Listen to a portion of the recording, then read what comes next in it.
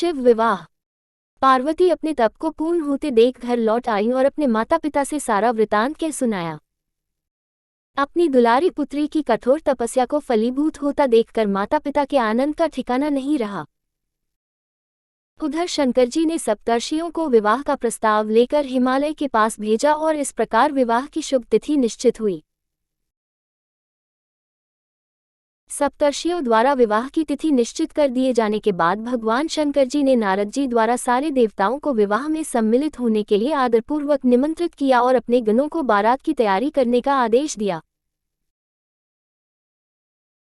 उनके इस आदेश से अत्यंत प्रसन्न होकर गणेश्वर शंखकर्ण, केकराक्ष, विकृत, विशाख, विकृतानंद, दुंदुभ, कपाल, कुंडिक, काकपादोदर, मधुपिंग, प्रमथ, वीरभद्र आदि गणों के अध्यक्ष अपने अपने गणों को साथ लेकर चल पड़े। नंदी, क्षेत्रपाल, भैरव आदि गणराज भी कोटि कोटि गणों के साथ निकल पड़े। ये सभी 3 नेत्रों वाले थे। सबके मस्तक पर चंद्रमा और गले में नीले चिन्ह थे। सभी ने रुद्राक्ष के आभूषण पहन रखे थे। सभी के शरीर पर उत्तम भस्म पुती हुई थी। इन गणों के साथ शंकर जी के भूतों, प्रेतों, पिशाचों की सेना भी आकर सम्मिलित हो गई। इनमें डाकिनी, शाकिनी, यातुधान, वेताल, ब्रह्मराक्षस आदि भी शामिल थे। इन सभी के रूप, रंग, आकार, प्रकार, चेष्टाएं, वेशभूषा, हाव भाव आदि सभी कुछ अत्यंत विचित्र थे। किसी के मुख ही नहीं था और किसी के बहुत से मुख थे। कोई बिना हाथ पैर के ही था तो कोई बहुत से हाथ पैरों वाला था।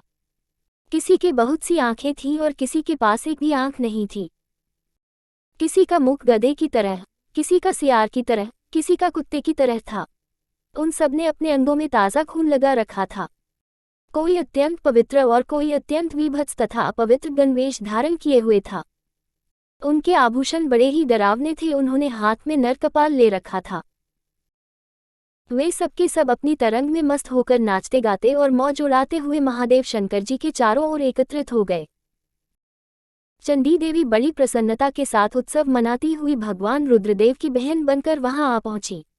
उन्होंने सर्पों के आभूषण पहन रखे थे। वे प्रेत पर बैठकर अपने मस्तक पर सोने का कलश धारण किए हुए थीं। धीरे धीरे वहां सारे देवता भी एकत्र हो गए। उस देवमंडली के बीच में भगवान श्री विष्णु गरुड़ पर विराजमान थे। पितामह ब्रह्माजी भी उनके पास में मूर्तिमान वेदों, शास्त्रों, पुराणों, आगमों, संकाद महासिद्धों, प्रजापतियों, पुत्रों तथा कई परिजनों के साथ उपस्थित थे। देवराज इंद्र भी कई आभूषण पहन अपने ऐरावत गज पर बैठ वहां पहुंचे थे। सभी प्रमुख ऋषि भी वहां आ गए थे। तुम्बुरु, नारद, हाहा और हुहु आदि श्रेष्ठ गंधर्व तथा किन्नर भी शिवजी की बारात की शोभा बढ़ाने के लिए वहां पहुंच गए थे। इनके साथ ही सभी जगन माताएं, देवकन्याएं, देवियां तथा पवित्र देवांगनाएं भी वहां आ गई थीं। इन सभी के वहां मिलने के बाद भगवान शंकर जी अपने स्फुटिक जैसे उज्ज्वल, सुंदर वृषभ पर सवार हुए। दूल्हे के वेश में शिवजी की शोभा निराली ही छटक रही थी। इस दिव्य और विचित्र बारात के प्रस्थान के समय डमरुओं की डम डम, शंखों के गंभीर नाद, ऋषियों महर्षियों के मंत्रोच्चार, यक्षों, किन्नरों, गंधर्वों के सरस गायन और देवांगनाओं के मनमोहक नृत्य और मंगल गीतों की गूंज से तीनों लोग परिव्याप्त हो उठे।